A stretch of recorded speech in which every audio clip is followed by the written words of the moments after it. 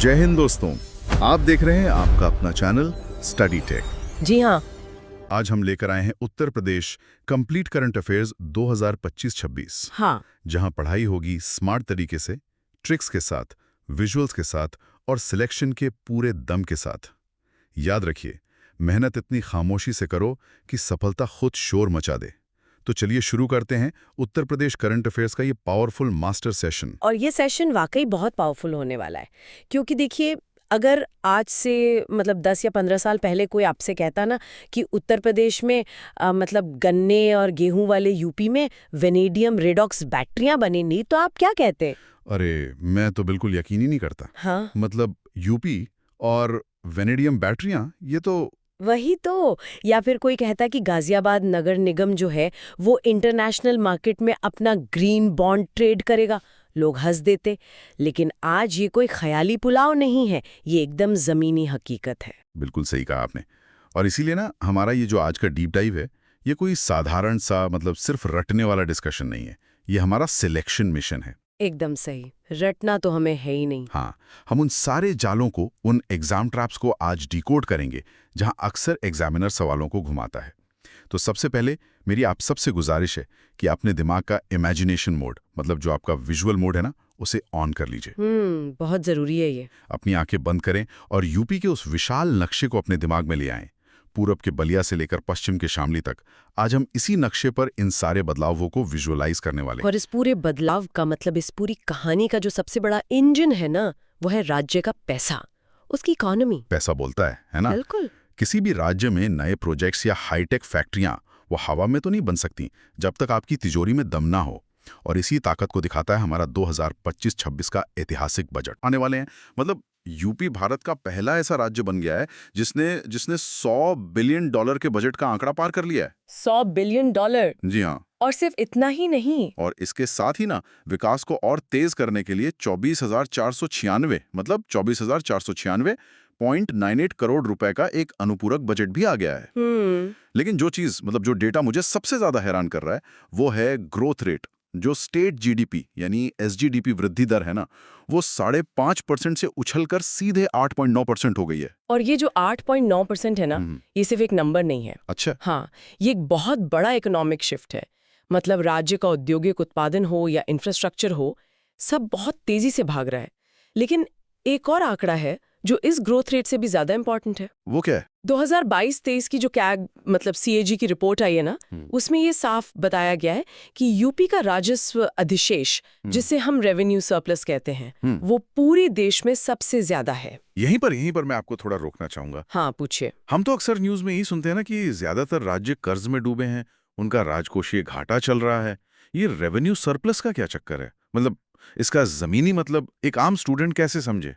अच्छा, इससे ना एक बहुत ही आसान एकदम देसी घरेलू उदाहरण से मैं समझाती हूँ। हाँ, वो बेस्ट रहेगा। मान लीजिए आपके घर की महीने की कमाई 50,000 रुपए है। ठीक है। और आपके घर का जो राशन, बिजली का बिल, पानी, जो भी रोजमर्रा के खर्चे हैं, वो कुल मिलाकर 40,000 रुपए हैं। तो महीने के अंत में आपके पास कितने बचे? 10,000 रुपए बच गए। बिल्कुल। तो वो जो 10,000 रुपए बच गए ना, वही आपका सरप्लस है। सरकारों के साथ ना अक्सर उल्टा होता है। कमाई 98 और खर्चा रुपया। एकदम सही। उनकी कमाई कम होती है और खर्च, जैसे कर्मचारियों की सैलरी, पुरानी योजनाएं, मेंटेनेंस, वो बहुत ज्यादा होता है। लेकिन यूपी सरकार के मामले में जो टैक्स और जीएसटी से कमाई आ रही है, वो उनके खर्चों से ज्यादा हो गई है। अच्छा। इसका राज्य अब अपने रोज के खर्चों के लिए कर्ज पर निर्भर नहीं है। बिल्कुल नहीं। और जो पैसा बच रहा है ना, जो रेवेन्यू सरप्लस है, उसका इस्तेमाल सरकार नए कैपिटल एक्सपेंडिचर में कर रही है। नए एक्सप्रेसवे? हाँ, नए एक्सप्रेसवे, अस्पताल, हाईटेक फैक्ट्रियां। यही वजह है कि राज्य में इतनी तेजी से काम हो रहा है। ये तो बहुत ही लॉजिकल है। जब तिजोरी मुनाफे में होगी तभी तो निवेश भी आएगा ना। बिल्कुल। और निवेश से मुझे याद आया, शेयर बाजार में निवेश करने वालों की संख्या यूपी में 1 करोड़ पार कर गई है। और इस आंकड़े के साथ यूपी पूरे भारत में दूसरे स्थान पर आ गया है। सेकंड नंबर पे। हाँ, और वहीं दूसरी तरफ एक एकदम ही पारंपरिक क्षेत्र है, दूध उत्पादन। उसमें यूपी ने पूरे भारत में अपना पहला स्थान बरकरार रखा है। अब देखिए, यहीं पर एग्जामिनर आपको फंसाएगा। ये एक बहुत ही क्लासिक एग्जाम ट्रैप है। कैसे? जब परीक्षा में सवाल आएगा ना कि शेयर बाजार निवेशकों के मामले में यूपी का देश में कौन सा स्थान है, तो ऑप्शन ए जानबूझकर प्रथम यानी नंबर 1 दिया जाएगा। अरे हाँ, क्योंकि स्टूडेंट तो पॉजिटिव फ्लो में होते हैं। बिल्कुल, वो बिना सोचे प्रथम पर टिक कर देते हैं। आपको एकदम क्लियर याद रखना है कि शेयर बाजार में यूपी दूसरा है, सेकंड, और दूध उत्पादन में पहला है, फर्स्ट। और इस कंफ्यूजन से बचने के लिए ही ना हम अपनी स्मार्ट विजुअल ट्रिक का इस्तेमाल करेंगे। बताइए बताइए।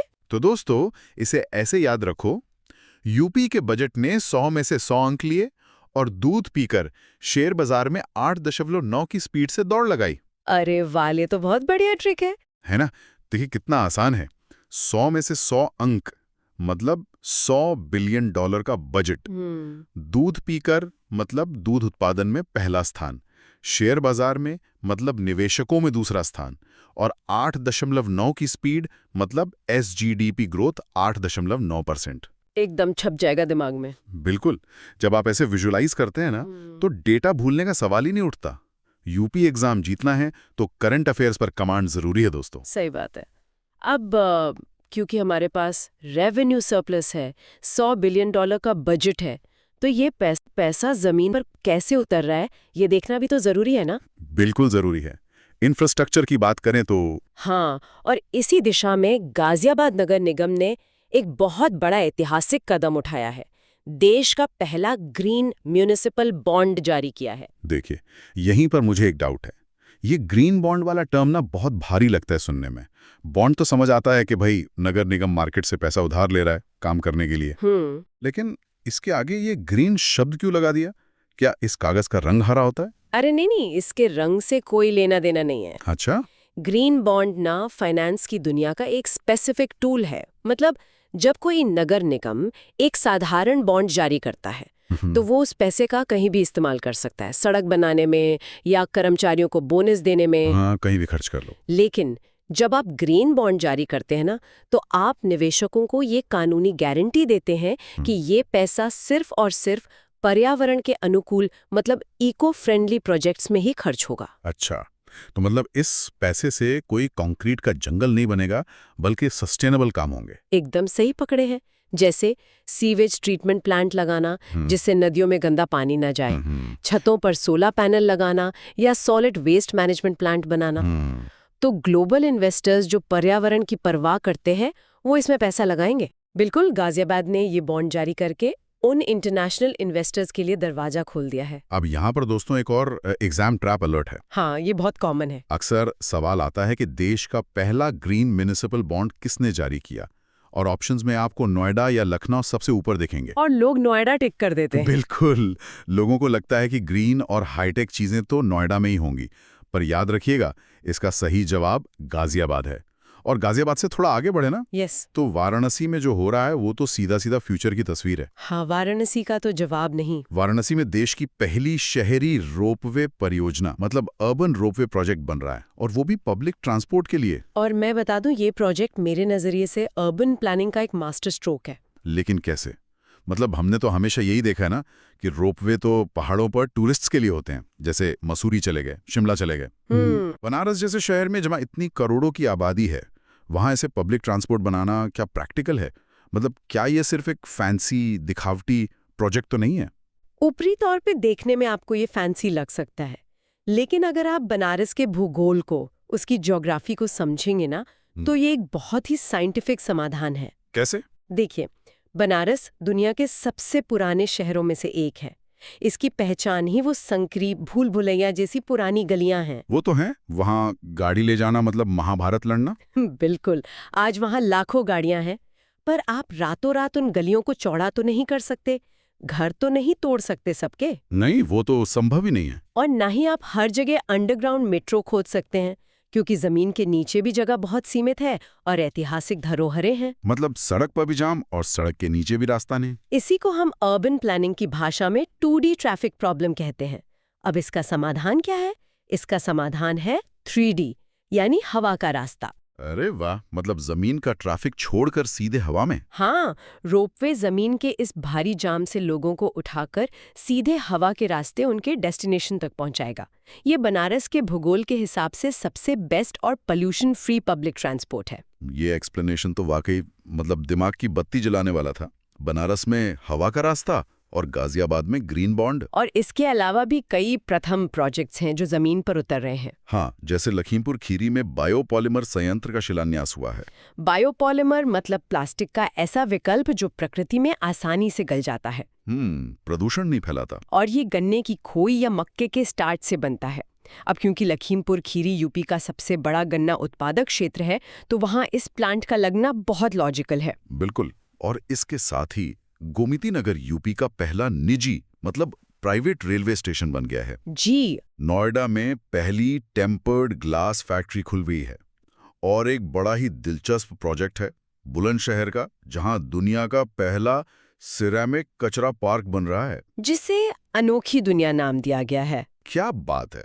और हाँ, यूपी विधानसभा भी देश की पहली ऐसी विधानसभा बन गई है जहां विधानसभा अनुवाद प्रणाली लागू की गई है। अब देखिए, इन सारे इंफ्रास्ट्रक्चर प्रोजेक्ट्स को एक साथ याद रखना थोड़ा कंफ्यूजिंग हो सकता है। अरे बिल्कुल कंफ्यूजिंग नहीं होगा अगर हमारे स्टूडेंट्स स्मार्ट विजुअलाइजेशन का इस्तेमाल करेंगे। अच्छा, इसके लिए भी ट्रिक है? बिल्कुल।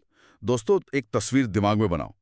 गाजियाबाद ने बांड पर ग्रीन सिग्नल दिया, खीर मतलब लखीमपुर खीरी खीर खाकर पॉलीमर बनाया और गोमती नगर को प्राइवेट कर दिया। अरे बहुत बढ़िया। और दूसरी तस्वीर, बुलंदशहर के कचरे से अनोखी दुनिया बनी और वाराणसी में लोग हवा में उड़े। ये ट्रिक्स तो मतलब एग्जाम में ऑप्शंस देखते ही क्लिक कर जाएंगी। बस यही तो हमारा मकसद है। अब अगर हम इंफ्रास्ट्रक्चर से एक कदम और आगे जाए ना, तो हम उस जोन में आते हैं जो यूपी का भविष्य तय करेगा। बिल्कुल। क्योंकि वो जो 8.9% की ग्रोथ है, उसे लंबे समय तक बनाए रखने के लिए सिर्फ पारंपरिक उद्योग काफी नहीं है। राज्य को अब हाईटेक टेक्निक चाहिए। और इसी दिशा में जनवरी 2025 में यूपी सरकार ने एक नए एरोस्पेस एवं रक्षा नीति मंजूर की है। और इस नीति के जो नतीजे जमीन पे दिख रहे हैं ना, मैं बता रहा हूं, वो किसी साइंस फिक्शन फिल्म से कम नहीं है। सही बात है। जैसे जेवर में 3,706 करोड़ रुपए 3,706 करोड़ की लागत से HCL और फॉक्सकॉन मिलकर एक सेमीकंडक्टर संयंत्र लगा रहे हैं। और आपको पता है, सेमीकंडक्टर को आज की दुनिया का नया तेल कहा जाता है। नया तेल मतलब न्यू ऑयल? हाँ, क्योंकि आपके स्मार्टफोन से लेकर स्मार्ट टीवी, इलेक्ट्रिक कारों और यहाँ तक कि डिफेंस की मिसाइलों में भी इन माइक्रोचिप्स का ही इस्तेमाल होता है। और अब तक तो हम इसके लिए ताइवान या चीन पर ही डिपेंडेंट थे ना। बिल्कुल।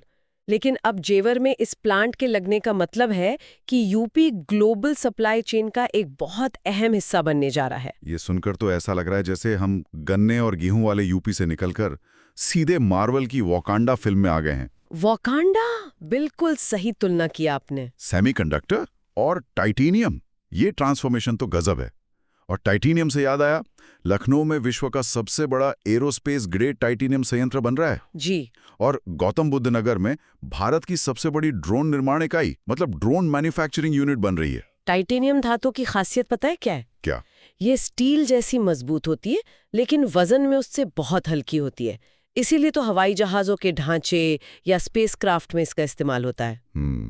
लखनऊ में इसका बनना मतलब यूपी अब कंज्यूमर स्टेट से हाईटेक मैन्युफैक्चरिंग हब बन रहा है। और इन सब बड़ी बड़ी फैक्ट्रियों को चलाने के लिए ऊर्जा भी तो चाहिए ना। ऊर्जा के बिना तो सब बेकार है। तो उसके लिए नोएडा में एक अद्भुत तकनीक लगाई गई है।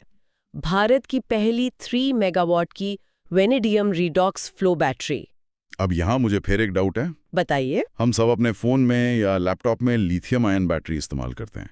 ये वेनेडियम बैटरी का क्या साइंस है भाई? ये लिथियम से अलग कैसे है? ये बहुत ही बढ़िया सवाल है। देखिए, लिथियम आयन बैटरियां छोटी चीजों के लिए जैसे फोन या इलेक्ट्रिक गाड़ियों के लिए बहुत अच्छी हैं। क्योंकि वो छोटी होती हैं? हाँ, वो कम जगह में ज्यादा पावर स्टोर करती हैं। लेकिन जब आपको किसी पूरे शहर की बिजली स्टोर करनी हो, अच्छा, खासकर जो सोलर और विंड एनर्जी से बिजली बन रही है ताकि रात में भी सप्लाई दी जा सके, तो वहाँ लिथियम बहुत महंगी पड़ती है और इसमें बड़े पैमाने पर आग लगने का खतरा भी होता है। अरे हाँ, फोन की बैटरियां तो अक्सर फट जाती हैं, न्यूज में आता है। तो पूरे ग्रिड में तो बहुत रिस्क है। बिल्कुल। तो इसका समाधान है वेनेडियम रिडॉक्स फ्लो बैटरी। इसमें क्या खास है? इनका डिजाइन एकदम अलग होता है। इनमें ऊर्जा ना लिक्विड इलेक्ट्रोलाइट्स के बड़े बड़े टैंकों में स्टोर होती है। आप जितने बड़े टैंक लगाएंगे उतनी ज्यादा ऊर्जा स्टोर कर पाएंगे। मतलब ये स्केलेबल है। हाँ, और इनकी लाइफ लिथियम के मुकाबले बहुत लंबी होती है, करीब 20 से 25 साल। और सबसे बड़ी बात, इनमें आग लगने का खतरा लगभग शून्य होता है। Zero risk. Zero risk. इसीलिए इंडस्ट्रियल स्केल पर वैनेडियम बैटरियां ही भविष्य हैं। मैं समझ गया, मतलब हम सिर्फ फैक्ट्रियां नहीं लगा रहे हैं बल्कि उन्हें बिना रुके चलाने के लिए फ्यूचर प्रूफ एनर्जी स्टोरेज भी बना रहे हैं। बिल्कुल। तो दोस्तों, इसे याद रखने के लिए अपनी ट्रिक लगाते हैं। दिमाग में विजुअलाइज कीजिए, जेवर में सिर्फ गहने यानी सोना नहीं, सेमीकंडक्टर्स भी बनेगा और लखनऊ में टाइटेनियम की चमक दिखेगी। बहुत ही शानदार। लेकिन देखिए, एक सवाल और उठता है यहाँ पे। इन हाईटेक फैक्ट्रियों, सेमीकंडक्टर और इतने भारी औद्योगिकरण के बीच क्या प्रकृति और पर्यावरण को भुला दिया गया है?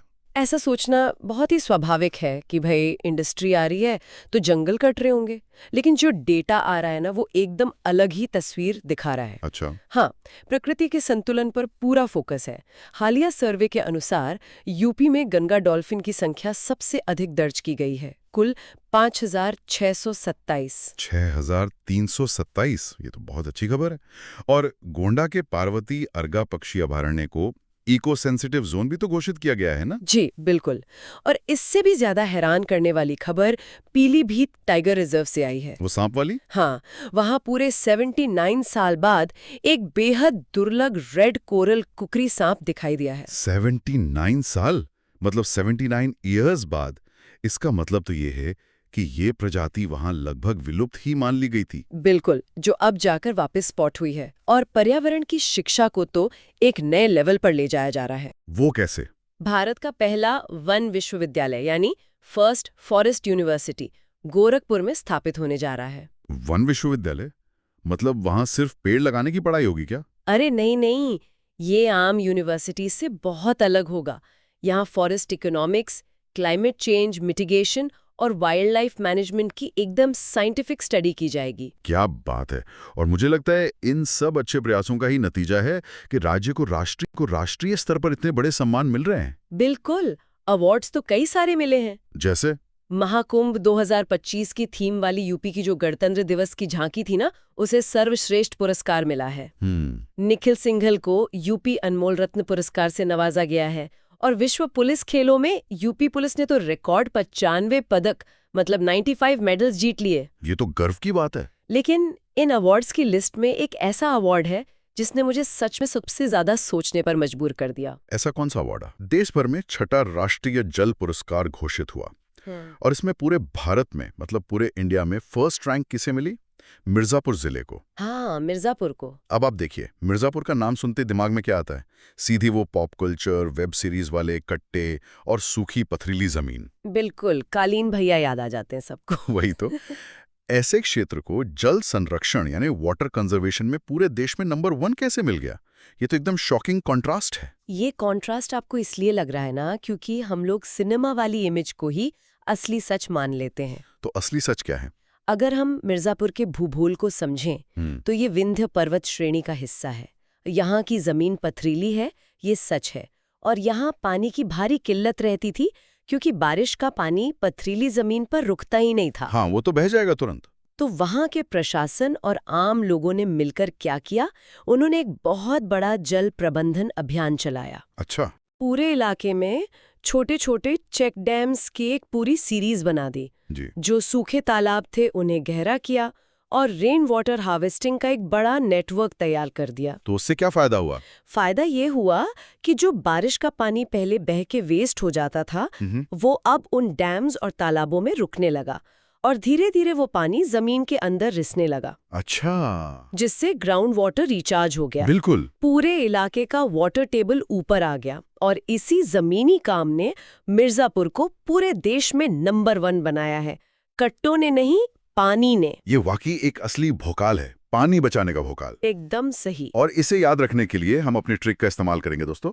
गोरखपुर में 1 की पढ़ाई होगी और पीलीभीत में 79 साल का बूढ़ा लाल सांप मिलेगा। बढ़िया। और अवार्ड्स के लिए निखिल, जो कि अनमोल रत्न है, निखिल अनमोल है और मिर्जापुर वालों का पानी पूरे देश में नंबर 1 है। ये ट्रिक्स तो मतलब कभी भूलने ही नहीं देंगी फैक्ट्स को। वही तो स्मार्ट विजन है। अब हाईटेक विकास हो गया, पर्यावरण हो गया। अब हम आते हैं अपने आखिरी और सबसे इंपॉर्टेंट सेक्शन पर, यानी विरासत और आम जनता। बिल्कुल, क्योंकि किसी भी राज्य के विकास का असली पैमाना वहाँ की जनता और लोकल इकोनॉमी ही होती है।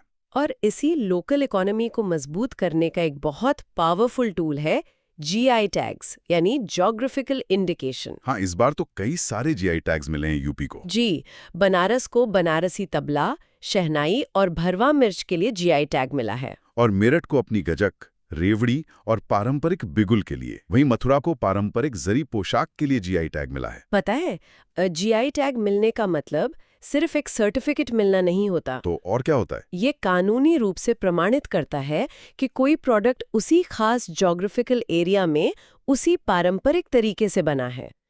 इससे उस प्रोडक्ट की नकल रुक जाती है। मतलब कोई और शहर वाला उसे बनारसी तबला बोलकर नहीं बेच सकता। बिल्कुल। और इससे हमारे जो लोकल कारीगर है ना, उन्हें इंटरनेशनल मार्केट में अपने हुनर की बहुत अच्छी कीमत मिलती है। ये तो बहुत बढ़िया बात है। और इन लोकल प्रोडक्ट्स के साथ साथ सरकार ने आम जनता की सुरक्षा और सुविधा के लिए कुछ नई योजनाएं और डिजिटल ऐप्स भी लॉन्च की हैं। हाँ, उन पे भी नजर डाल लेते हैं। जैसे बुजुर्गों की तत्काल मदद के लिए यूपी पुलिस ने सवेरा योजना शुरू की है।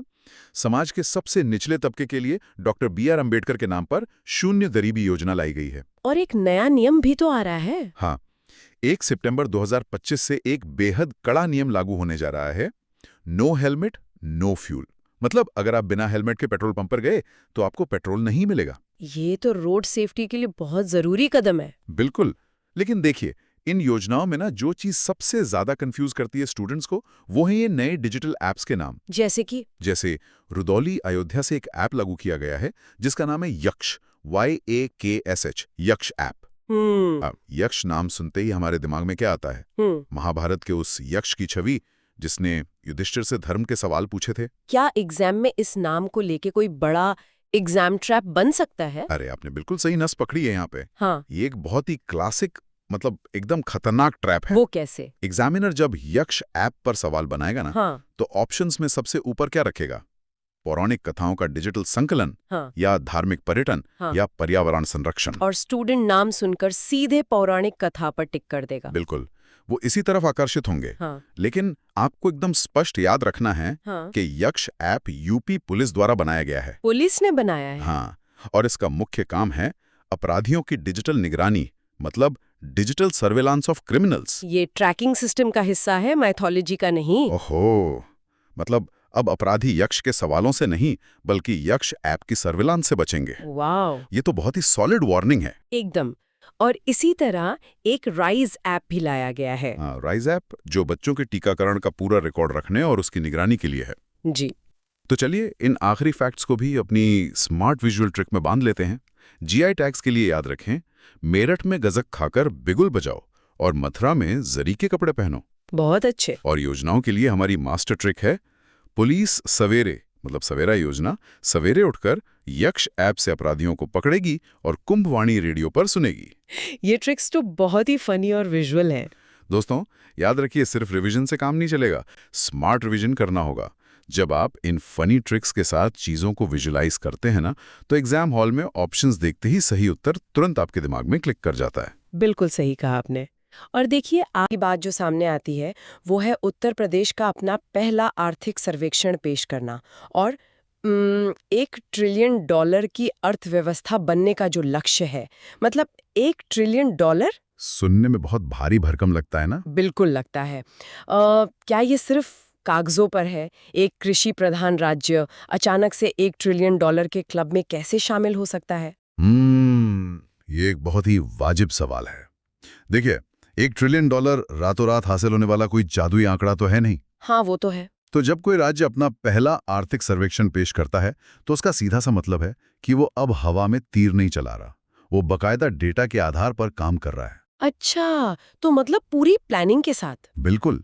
और इस लक्ष्य को हासिल करने के लिए सबसे जरूरी क्या है? बाहरी पैसा, यानी निवेश। नोट्स में बकायदा जिक्र है कि सिंगापुर से 1 लाख करोड़ रुपए और जापान से 11,000 करोड़ रुपए के निवेश पर बात आगे बढ़ी है। अरे वाह, इतना बड़ा निवेश! हाँ, लेकिन सबसे दिलचस्प हिस्सा ये है कि ये पैसा राज्य में आएगा कैसे। इसके लिए 24 मार्च 2026 को निवेश मित्र 3.0 पोर्टल लॉन्च किया जा रहा है। लेकिन पोर्टल तो पहले भी बनते रहे ना। इसमें ऐसा क्या खास है जो जापानी या सिंगापुर के निवेशकों को इतना आकर्षित करेगा? हाँ, ये निवेश मित्र 3.0 सिर्फ एक वेबसाइट नहीं है। ये असल में जो लाल फीताशाही होती है ना, रेड टेप, उस पे सीधा प्रहार है। हाँ, मतलब पहले एक उद्योगपति को फैक्ट्री लगाने के लिए 20 विभागों के चक्कर काटने पड़ते थे, लेकिन अब ये पोर्टल एक सिंगल विंडो सिस्टम को सीधे आर्टिफिशियल इंटेलिजेंस से जोड़ रहा है। ओह, तो एआई का इस्तेमाल यहाँ भी हो रहा है? बिल्कुल। निवेशकों के लिए एक तरह से रेड कारपेट बिछाया जा रहा है, जहां क्लियरेंस में इंसानी दखल कम होगा और पारदर्शिता कहीं ज्यादा होगी। क्या बात है। और जब आपने आर्टिफिशियल इंटेलिजेंस की बात की है, तो यहीं से कहानी में एक बहुत बड़ा मोड़ आता है। मैं नोट्स की 10वीं स्लाइड देख रही हूँ, जिसमें एक ब्रेन या मस्तिष्क का चित्र बना है जो यूपी एआई मिशन को दर्शा रहा है। जी, और ये मिशन राज्य की पूरी तस्वीर बदलने वाला है। तो मतलब लखनऊ अब देश की पहली एआई सिटी बनने जा रहा है। तो क्या मैं ये मान लूं कि क्या हम लखनऊ को भारत की नई सिलिकॉन वैली बनते हुए देख रहे हैं? हाँ, आप ऐसा कह तो सकती हैं, लेकिन मुझे लगता है कि सिलिकॉन वैली से भी एक कदम आगे की सोच है। वो कैसे? देखिए, सिलिकॉन वैली पुरानी दुनिया का मॉडल था, जहां सारा फोकस हार्डवेयर और कोडिंग पर था। लेकिन भविष्य की इकोनॉमी तो डेटा और इंटेलिजेंस पर चलेगी ना। हाँ, ये बात तो है।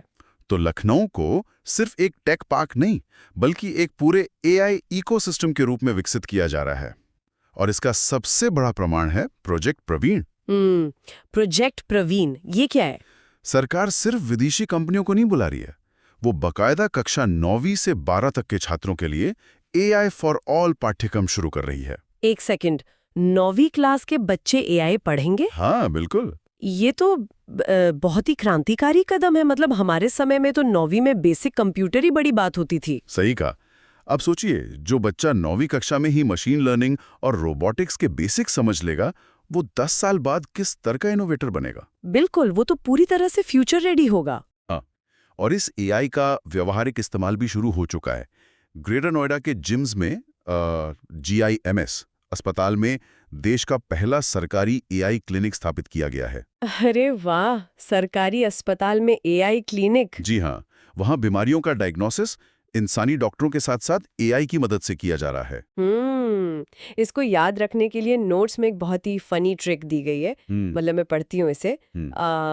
लखनऊ बनेगा एआई सिटी, जहाँ 9वीं के बच्चे प्रोजेक्ट प्रवीण के तहत रोबोटिक्स पढ़ेंगे और जिम्स में इलाज कराएंगे। बहुत बढ़िया ट्रिक है ये। हाँ, मतलब परीक्षा के दबाव में जब दिमाग में हजारों फैक्ट्स घूम रहे हो ना, तो इस तरह की छोटी छोटी फनी ट्रिक्स बहुत काम आती हैं। बिल्कुल आती हैं।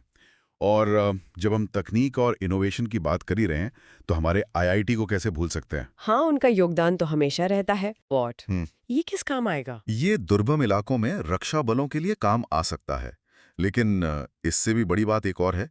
IIT कानपुर ने सूर्य के चुंबकीय क्षेत्र का यानी मैग्नेटिक फील्ड का एक 3D मैप तैयार किया है। एक सेकेंड, सूरज का 3D मैप? जी हाँ। लेकिन उत्तर प्रदेश के एक संस्थान को सूरज का नक्शा बनाने की क्या जरूरत पड़ गई?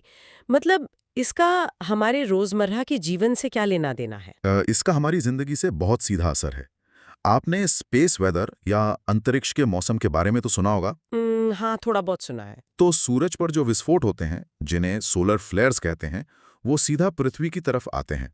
अगर हम सूरज के चुंबकीय क्षेत्र को नहीं समझेंगे, तो ये सौर तूफान हमारे सैटेलाइट्स को तबाह कर सकते हैं।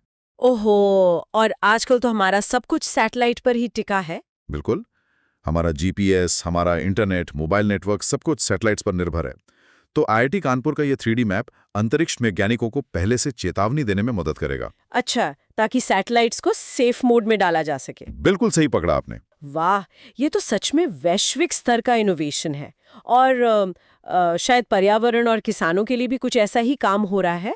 मैंने देखा IIT रुड़की का किसान कार्बन क्रेडिट मॉडल भी इसमें शामिल है। हाँ, और ये किसानों की आय बढ़ाने का बहुत ही इनोवेटिव तरीका है।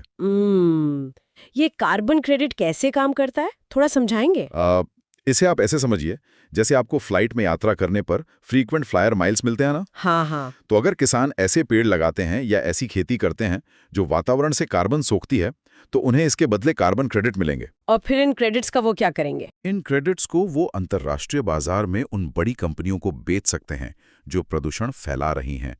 मतलब किसान पर्यावरण भी बचा रहा है और उससे सीधा पैसा भी कमा रहा है। क्या बात है, इसे कहते हैं आम के आम और घुटलियों के दाम। बिल्कुल। और इसकी भी एक मजेदार ट्रिक नोट्स में है। कानपुर ने सूरज का 3D नक्शा बनाया और 4 पैरों वाला स्कॉर्प रोबोट दौड़ाया। बहुत सही। चलिए अब तकनीक और विकास से आगे बढ़ते हुए एक बहुत ही स्वाभाविक सवाल उठता है मेरे मन में। जी पूछिए। जहां इतना विकास हो रहा है तो इस ऊर्जा की होड़ में पर्यावरण का क्या होगा? यहां से हम अपनी चर्चा को ग्रीन एनर्जी यानी हरित ऊर्जा पर शिफ्ट करते हैं। यही वो जगह है जहां नीतियां भविष्य तय करती हैं। देखिए, ऊर्जा के लिए कोयले पर निर्भरता अब खत्म करनी ही होगी। हाँ, वो तो समय की मांग है। इसलिए हरित ऊर्जा पर पूरा जोर दिया जा रहा है। नोट्स की पहली स्लाइड के सूरज और ट्रेन वाले चित्र को देखिए। हाँ, मैं देख पा रही हूँ। गाजियाबाद के नमो भारत डिपो में देश की पहली सोलर ऑन ट्रैक प्रणाली शुरू हुई है। Solar on track. इसका मतलब जो ट्रेन की पटरियों का इंफ्रास्ट्रक्चर है उसी का इस्तेमाल करके सौर ऊर्जा पैदा की जाएगी। बिल्कुल। अरे वाह, ये तो जगह का बहुत ही शानदार उपयोग है। मतलब अमूमन सोलर प्लांट लगाने के लिए तो हजारों एकड़ जमीन चाहिए होती है ना? हाँ, और जमीन अधिग्रहण सबसे बड़ी बाधा होती है किसी भी प्रोजेक्ट में। पटरियों के ऊपर खाली पड़ी जगह का इस्तेमाल करके एक तीर से 2 निशाने साधे गए हैं। बहुत ही स्मार्ट मूव है ये। लेकिन इससे भी बड़ा गेम चेंजर एक और प्रोजेक्ट है। अच्छा, वो क्या है? गोरखपुर में बना यूपी का पहला ग्रीन हाइड्रोजन प्लांट। ओहो, ग्रीन हाइड्रोजन। मैंने इसके बारे में काफी सुना है, लेकिन ये आम ईंधन से अलग कैसे है? इसे ऐसे समझिए, आम पेट्रोल या डीजल जब जलता है तो कार्बन डाइऑक्साइड और जहरीला धुआं निकलता है, राइट? हाँ, प्रदूषण होता है। लेकिन जब आप पानी में से बिजली गुजारकर हाइड्रोजन और ऑक्सीजन को अलग करते हैं और इस काम के लिए सौर या पवन ऊर्जा का इस्तेमाल करते हैं, तो जो हाइड्रोजन बनती है उसे ग्रीन हाइड्रोजन कहते हैं। अच्छा, तो इसे जलाने पर धुआं नहीं निकलता? बिल्कुल नहीं। जब ये हाइड्रोजन गाड़ियों में जलती है तो साइलेंसर से धुआं नहीं बल्कि सिर्फ पानी की भाप निकलती है। शून्य प्रदूषण। बाप रे, मतलब शून्य प्रदूषण। तो गोरखपुर से अब पर्यावरण अनुकूल ऊर्जा की शुरुआत हो रही है। और इसकी ट्रिक भी मैं जोर देकर बताना चाहूंगी छात्रों को। हाँ, बताइए। ट्रिक है, गोरखपुर में बाबा गोरखनाथ के आशीर्वाद से हाइड्रोजन से गाड़ियां चलेंगी। हाँ, बहुत मजेदार है। हाँ, और जब हम पर्यावरण संरक्षण की बात करते हैं तो सिर्फ तकनीक काफी नहीं है ना, हमारी प्राकृतिक धरोहरों का भी तो ख्याल रखना पड़ेगा। बिल्कुल रखना पड़ेगा। तो मैं 7वीं और 8वीं स्लाइड पर आती हूँ जहाँ पक्षी और डॉल्फिन के चित्र हैं। यहाँ अलीगढ़ के शेखा झील पक्षी अभ्यारण्य का भी काफी जिक्र है। जी, और ये बहुत महत्वपूर्ण है। 22 अप्रैल 2026 को शेखा झील को रामसर स्थल घोषित किया गया है। अच्छा, रामसर स्थल। हाँ, ये यूपी का 12वां और भारत का 99वां रामसर स्थल बन गया है। जो लोग नहीं जानते उनके लिए क्या आप संक्षेप में बताएंगे कि रामसर स्थल क्या होते हैं? हाँ, रामसर स्थल वो आर्द्र भूमियां या वेटलैंड्स होते हैं जो अंतर्राष्ट्रीय स्तर पर पारिस्थितिकी तंत्र के लिए बेहद महत्वपूर्ण हैं। इन्हें दरअसल प्रकृति की किडनी कहा जाता है। प्रकृति की किडनी? जी, क्योंकि ये पानी को साफ करते हैं, बाढ़ को रोकते हैं और हजारों प्रवासी पक्षियों को आश्रय देते हैं। अरे वाह! तो शेखा झील का इस सूची में आना राज्य के लिए सच में खुशहाली की बात है। और इसकी ट्रिक मैं बता दूं? जी बिल्कुल, बताइए। इसकी ट्रिक है, अलीगढ़ के शेख यानी शेखा झील 99 नंबर पर रामसर में शामिल हो गए। एकदम सटीक ट्रिक है। लेकिन यहाँ नोट्स में एक बहुत ही खतरनाक चेतावनी भी दी गई है। खतरनाक चेतावनी? वो क्या है? हाँ, जो परीक्षा में कई छात्रों के नंबर कटवा सकती है। एक नाम है पटना पक्षी अभयारण्य। पटना, तो कोई भी सामान्य छात्र तो यही सोचेगा कि यह बिहार में होगा। बस यही तो परीक्षक का बुना हुआ जाल है। नाम पटना है, लेकिन ये बिहार में नहीं बल्कि उत्तर प्रदेश के एटा जिले में है। ओहो, मतलब नाम पटना और है यूपी के एटा में। बिल्कुल। परीक्षा के दबाव में अक्सर छात्र पहला ऑप्शन बिहार देखकर टिक कर देते हैं। इस तरह के भ्रम से बचना बहुत जरूरी है। हाँ, ये तो सच में बहुत बड़ा ट्रैप है। और इसके अलावा भी वन्यजीव संरक्षण पर काफी काम हो रहा है। जैसे राज्य के राजकीय पक्षी सारस के लिए मैनपुरी और इटावा में सारस सर्किट बन रहा है। अच्छा, और मैंने डॉल्फिन के बारे में भी कुछ देखा था। हाँ, बिजनौर से लेकर गंगा सागर तक डॉल्फिन की गिनती और संरक्षण के लिए सर्वेक्षण शुरू हुआ है और प्रयागराज के पास काले हिरणों को भी बचाया जा रहा है। तो ये एक बहुत ही संतुलित अप्रोच लग रही है मुझे। मतलब एक तरफ हम एआई सिटी बना रहे हैं और दूसरी तरफ काले हिरण और डॉल्फिन को भी बचा रहे हैं। बिल्कुल। चलिए अब प्राकृतिक धरोहरों से निकलकर हम राज्य की सांस्कृतिक और ऐतिहासिक धरोहरों की बात करते हैं। जी, संस्कृति बहुत महत्वपूर्ण पहलू है। मैं नोट्स में एक चित्र देख रही हूँ जिसमें एक एस्ट्रोनॉट या अंतरिक्ष यात्री है। ये क्या है? मुझे थोड़ा आश्चर्य हो रहा है कि यूपी की संस्कृति में एस्ट्रोनॉट का क्या काम। यहाँ एक नई सड़क का जिक्र है, सुनशु शुक्ला मार्ग। ये एक बहुत ही दिलचस्प सांस्कृतिक बदलाव का प्रतीक है। देखिए, आमतौर पर हमारे यहाँ सड़कें किन के नाम पर होती हैं? राजनेताओं या ऐतिहासिक शासकों के नाम पर। हाँ, जाहिर सी बात है। लेकिन लखनऊ में जो सड़क बनी है, ये भारतीय अंतरिक्ष यात्री सुनशु शुक्ला के सम्मान में बनाई गई है। अरे वाह, ये तो बहुत ही अलग और अच्छी पहल है। बिल्कुल।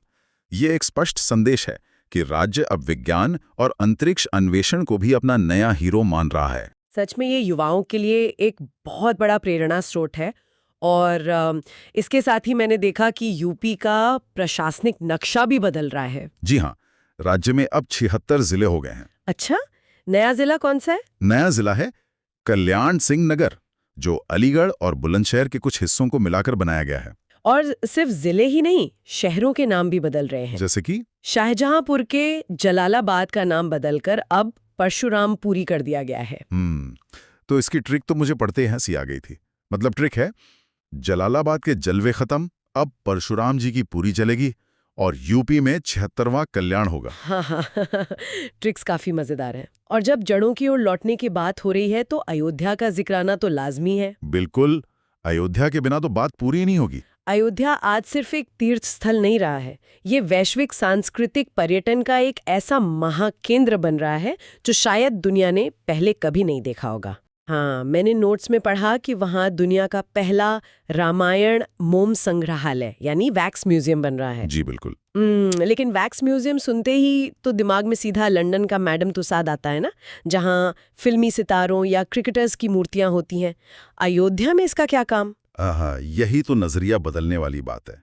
हम धार्मिक पर्यटन को सिर्फ मंदिरों तक ही सीमित क्यों रखें? हाँ, ये भी है। जब एक पर्यटक अयोध्या आता है तो उसे रामायण के पात्रों और कथाओं को एक आधुनिक विश्व स्तरीय तकनीक के जरिए देखने का मौका मिलेगा। मतलब युवाओं को जोड़ने का एक नया तरीका। बिल्कुल। इसके अलावा अयोध्या में 48 टन की एक बहुत ही खास प्रतिमा भी स्थापित की गई है, महारानी हो। एक सेकंड, महारानी हो, ये नाम तो कुछ कोरियाई लग रहा है। इनका अयोध्या से क्या संबंध है? ये इतिहास का एक बहुत ही खूबसूरत पन्ना है। प्राचीन काल में अयोध्या की राजकुमारी सूरीरत्ना समुद्री यात्रा करके कोरिया गई थी और वहां के राजा से विवाह किया था। अच्छा। हाँ, और जिसके बाद वो वहां महारानी हो कहलाईं। आज भी दक्षिण कोरिया के लाखों लोग अयोध्या को अपना ननिहाल मानते हैं। ओहो, मुझे तो इस बारे में बिल्कुल अंदाजा ही नहीं था। तो ये स्मारक सिर्फ एक पत्थर की मूर्ति नहीं है, ये भारत और दक्षिण कोरिया के बीच संबंधों का एक बहुत बड़ा पुल है। ये सच में हैरान करने वाला है कि हमारी जड़ें कितनी गहरी हैं। और अयोध्या में तो रिकॉर्ड्स की भी झड़ी लगी हुई है। जी बिल्कुल। मतलब 2025 के दीपोत्सव में 26 लाख से ज्यादा दीप जलाकर गिनीज विश्व रिकॉर्ड बनाया गया। 26 लाख दिए। और इसकी ट्रिक भी मैं बता देती हूँ। अयोध्या में मोम के राम जी 26 लाख दियों की रोशनी में चमकेंगे। बहुत सुंदर। हाँ, और 26 लाख दिए जलाना कोई आसान काम नहीं है। ये सिर्फ एक धार्मिक आयोजन नहीं, बल्कि लॉजिस्टिक्स और मैनेजमेंट का एक बहुत बड़ा केस स्टडी है। हाँ बिल्कुल। और एक तारीख का भी जिक्र है, 25 नवंबर 2025, जब राम मंदिर पर धर्म ध्वजा फहराई गई। अच्छा, ये परीक्षा के लिहाज से एक बहुत अहम तारीख है। और अयोध्या के साथ साथ काशी यानी वाराणसी भी अपनी सांस्कृतिक विरासत को नए रूप में पेश कर रहा है। काशी तमिल संगमम की बात कर रहे हैं आप? बिल्कुल। काशी तमिल संगमम 4.0 का आयोजन इसका बेहतरीन उदाहरण है और इसकी थीम बहुत ही गहरी थी।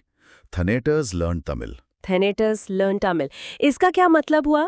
ये उत्तर और दक्षिण भारत की संस्कृतियों के बीच की दीवार को गिराने का प्रयास है, जो हमारी एक भाषाई दूरी रही है ना सदियों से, उसे खत्म करने के लिए। अच्छा, तो ये सिर्फ एक इवेंट नहीं है? नहीं, ये एक दूसरे के साहित्य और कला को समझने का एक राष्ट्रीय अभियान है। बहुत खूब। और सारनाथ को भी यूनेस्को विश्व धरोहर बनाने का प्रस्ताव भेजा गया है, राइट? जी, जिससे ये क्षेत्र अंतर्राष्ट्रीय पर्यटन के नक्शे पर और मजबूत होगा। तो ये तो हुई संस्कृति और पर्यटन की बात, लेकिन एक मजबूत अर्थव्यवस्था और मजबूत संस्कृति तभी टिक सकती है जब वहाँ का समाज स्वस्थ और सुरक्षित हो। बिल्कुल सही कहा आपने। स्वास्थ्य, इंफ्रास्ट्रक्चर और खेल किसी भी राज्य की असली रीढ़ तो यही है। हाँ, और स्वास्थ्य के क्षेत्र में उत्तर प्रदेश जो कर रहा है वो तो राष्ट्रीय स्तर पर एक मिसाल है। मैं भी नोट्स में देख रही हूँ, हाँ। लखनऊ के कल्याण सिंह कैंसर संस्थान में प्रोटॉन बीम थेरेपी शुरू की गई है। जी हाँ। मैंने कैंसर के इलाज के लिए कीमोथेरेपी और सामान्य रेडिएशन के बारे में तो सुना है। ये प्रोटॉन बीम थेरेपी कैसे अलग है? हाँ, इसे आप एक एनालॉजी से समझिए। सामान्य रेडिएशन थेरेपी जो होती है वो एक शॉटगन की तरह काम करती है। अच्छा, शॉटगन। हाँ, जब आप ट्यूमर पर रेडिएशन मारते हैं तो वो ट्यूमर के साथ साथ उसके आसपास के जो अच्छे और स्वस्थ टिश्यूज होते हैं उन्हें भी जला देती है। ओह, जिससे साइड इफेक्ट्स होते हैं। बिल्कुल। इसके विपरीत प्रोटॉन बीम थेरेपी एक स्नाइपर राइफल की तरह है। स्नाइपर राइफल हाँ। मतलब एकदम सटीक। एकदम सटीक। ये प्रोटॉन के कण शरीर के अंदर जाकर ठीक ट्यूमर की जगह पर ही अपनी पूरी ऊर्जा छोड़ते हैं और वहीं रुक जाते हैं। अरे वाह, मतलब आसपास के स्वस्थ अंग पूरी तरह सुरक्षित रहते हैं। जी, ये कैंसर के इलाज में एक बहुत बड़ी क्रांति है। सच में, ये तो मेडिकल साइंस का एक चमत्कार है। और प्रिवेंटिव हेल्थ केयर पर भी तो काम हो रहा है ना, जैसे 14 वर्ष की बालिकाओं के लिए मुफ्त HPV टीकाकरण। हाँ, सर्वाइकल कैंसर महिलाओं में होने वाली सबसे घातक बीमारियों में से एक है। बचपन में ही ये वैक्सीन लगा देने से इस कैंसर का खतरा लगभग खत्म हो जाता है। मतलब ये एक ऐसी पॉलिसी है जिसका असर 20 साल बाद दिखेगा। बिल्कुल। इसके साथ ही समाज के हर वर्ग को साथ लेकर चलने की सोच लखनऊ की ब्रेल लाइब्रेरी में भी दिखती है। ये दृष्टिबाधित लोगों के लिए यूपी की पहली ऐसी लाइब्रेरी है। बहुत ही नेक पहल है। और महिलाओं के लिए यूपी सेफ मोबिलिटी के तहत 1000 ई-रिक्शा भी तो बांटे गए हैं। जी, ताकि वे आर्थिक रूप से स्वावलंबी बन सकें। बिल्कुल। और स्वावलंबन और ऊर्जा की बात हो तो चलिए अब थोड़ा खेल के मैदानों की ओर चलते हैं। हाँ, खेल अब सिर्फ मनोरंजन नहीं रहा। मैं 6ठी स्लाइड देख रही हूँ जहाँ बॉक्सिंग ग्लव्स का चित्र है। और खेलो इंडिया पैरा गेम्स में उत्तर प्रदेश ने 3रा स्थान हासिल किया है 64 पदकों के साथ। जी, और ये बहुत बड़ी उपलब्धि है। पैरा एथलीट्स की सफलता मुझे सच में बहुत प्रेरित करती है। और इसके अलावा 28वें राष्ट्रीय खेलों में यूपी की पुरुष कबड्डी टीम ने स्वर्ण पदक जीता है। हाँ, कबड्डी जैसे जमीनी खेल में गोल्ड मेडल आना बताता है कि टैलेंट सिर्फ बड़े शहरों तक सीमित नहीं है। बिल्कुल। और इसी टैलेंट का एक उदाहरण मैं नोट्स में देख रही हूँ। प्रशांत वीर, जिन्हें चेन्नई सुपर किंग्स ने पूरे 14.20 करोड़ रुपए में खरीदा है। जी हाँ, 14 करोड़ रुपए। मैं यहाँ वो फनी ट्रिक भी पढ़ देती हूँ। कबड्डी में यूपी का सोना और प्रशांत वीर की कीमत 14 करोड़। लेकिन अगर मैं थोड़ा क्रिटिकल होके सोचूं तो एक खिलाड़ी के अमीर होने से पूरे राज्य के खेल जगत को क्या फायदा होता है? फायदा सिर्फ उस एक खिलाड़ी का नहीं होता है। प्रशांत वीर जैसे खिलाड़ी रोल मॉडल बन जाते हैं। अच्छा, प्रेरणा स्रोत। बिल्कुल। जब गांव का कोई बच्चा देखता है कि उसके बीच से निकला हुआ एक लड़का अपनी मेहनत से 14 करोड़ का खिलाड़ी बन सकता है, तो हजारों बच्चे अगले दिन सुबह 4 बजे उठकर मैदान में पसीना बहाने लगते हैं। हाँ, ये बात तो है। एक मनोवैज्ञानिक प्रभाव पड़ता है। जी, जो ग्रास रूट लेवल पर खेलों को बहुत बढ़ावा देता है। चलिए अब खेल के मैदान से निकलकर हम राज्य के बुनियादी ढांचे यानी इंफ्रास्ट्रक्चर की तरफ देखते हैं। ये तो राज्य की नसों की तरह है। बिल्कुल। यहाँ जेवर में बन रहे नोएडा इंटरनेशनल एयरपोर्ट का जिक्र है, जिसके उद्घाटन की तारीख 28 मार्च 2026 तय की गई है। हाँ, ये एयरपोर्ट सिर्फ एक हवाई अड्डा नहीं है, ये पूरे पश्चिमी उत्तर प्रदेश के लिए एक लॉजिस्टिक्स हब बनेगा। लॉजिस्टिक्स हब से आपका क्या मतलब है? सोचिए, $1 ट्रिलियन की अर्थव्यवस्था के लिए जो सामान बनेगा उसे दुनिया भर में भेजने के लिए आपको एक वर्ल्ड क्लास सप्लाई चेन तो चाहिए ना। हाँ, बिल्कुल चाहिए। ये एयरपोर्ट उसी सप्लाई चेन का दिल होगा। इसके साथ ही बरेली में यूपी का पहला अत्याधुनिक हाईटेक मीडिया टावर भी तैयार किया गया है। अरे वाह। और मैं 13वीं स्लाइड पर जो चित्र देख रही हूँ, एक गाय और कांच की चूड़ियां, ये भी इंफ्रास्ट्रक्चर का हिस्सा है। हाँ, लेकिन ये स्थानीय पहचान को सहेजने वाला इंफ्रास्ट्रक्चर है। अच्छा, तो मथुरा में देश का पहला राष्ट्रीय गौ संस्कृति संग्रहालय बन रहा है और फिरोजाबाद, जिसे हम कांच की नगरी कहते हैं, वहां देश का पहला ग्लास म्यूजियम स्थापित हुआ है। जी, म्यूजियम का मतलब सिर्फ पुरानी चीजें रखना नहीं होता। तो और क्या होता है? फिरोजाबाद का जो ग्लास म्यूजियम है वो वहां के स्थानीय शिल्पकारों के काम को वैश्विक पटल पर एक ब्रांड के रूप में पेश करेगा।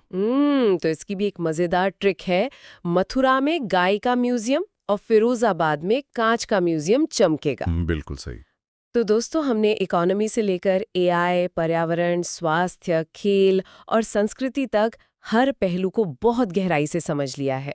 अब हम इस चर्चा के बिल्कुल अंतिम पड़ाव पर आ गए हैं। जी। और मास्टर नोट्स का एक बहुत ही खास हिस्सा अब आता है। हाँ, 14वीं स्लाइड, यूपी में पहली बार। आहा, ये वो सेक्शन है जहां से परीक्षा में सीधे सवाल टकराने की गारंटी होती है। बिल्कुल। अगर हम आज की पूरी चर्चा का निचोड़ निकालें तो कुछ चीजें जो यूपी में पहली बार हुई हैं वो छात्रों की उंगलियों पर होनी चाहिए। जैसे देश की पहली एआई सिटी जो लखनऊ में बन रही है, ग्रेटर नोएडा के जिम्स में पहला सरकारी एआई क्लिनिक, और गोरखपुर में पहला ग्रीन हाइड्रोजन प्लांट। जी, फिरोजाबाद में पहला ग्लास म्यूजियम और मथुरा में पहला गो संस्कृति संग्रहालय। और गाजियाबाद में पहली सोलर ऑन ट्रैक प्रणाली, साथ ही अयोध्या में पहला रामायण आधारित वैक्स म्यूजियम और लखनऊ की पहली ब्रेल लाइब्रेरी। मेरी सलाह है कि सभी छात्र इस पेज का स्क्रीनशॉट लेकर इसे जरूर रिवाइज करें। बिल्कुल, ये पूरी लिस्ट किसी भी परीक्षा के लिए ब्रह्मास्त्र है। तो इसे सिर्फ पढ़े नहीं, बल्कि इसके पीछे की जो कहानी आज हमने डिकोड की है उसे याद रखें। सही कहा। तथ्य भूल सकते हैं लेकिन कहानियां और कॉन्सेप्ट्स हमेशा याद रहते हैं। और इस चर्चा को खत्म करने से पहले मैं सुनने वालों के लिए एक विचार छोड़ना चाहता हूँ। जी, बताइए। एक ऐसा सवाल जिस पर आपको खुद मंथन करना चाहिए। जरा सोचिए, एक तरफ उत्तर प्रदेश सारनाथ जैसी अपनी हजारों साल पुरानी धरोहरों को सहेजकर यूनेस्को तक ले जाने की कोशिश कर रहा है। हाँ। और अपनी प्राचीन जड़ों को और गहरा कर रहा है। वहीं दूसरी तरफ ये राज्य लखनऊ में भविष्य की आर्टिफिशियल इंटेलिजेंस सिटी बसा रहा है, कैंसर के लिए प्रोटॉन बीम थेरेपी ला रहा है और सूरज का 3D नक्शा बना रहा है। तो सवाल क्या है? सवाल ये है कि क्या अपनी प्राचीन परंपराओं की जड़ों को मजबूती से थामे रखकर भविष्य की सबसे उन्नत तकनीक की ओर उड़ान भरना ही विकास का सबसे परफेक्ट मॉडल है? क्या संस्कृति और तकनीक एक दूसरे के विरोधी हैं या एक दूसरे के पूरक? इस पर जरूर विचार कीजिएगा। ये सच में एक बहुत ही गहरा और विचारोत्तेजक सवाल है। शायद यही संतुलन नए उत्तर प्रदेश की और एक नए भारत की असली कहानी है। बिल्कुल। तो दोस्तों, आज की इस विस्तृत चर्चा में बस इतना ही।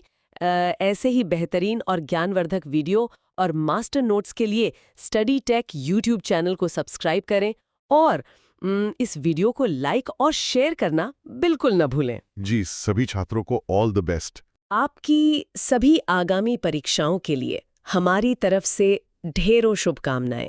मेहनत करते रहिए और सफलता को शोर मचाने दीजिए। जय हिंद।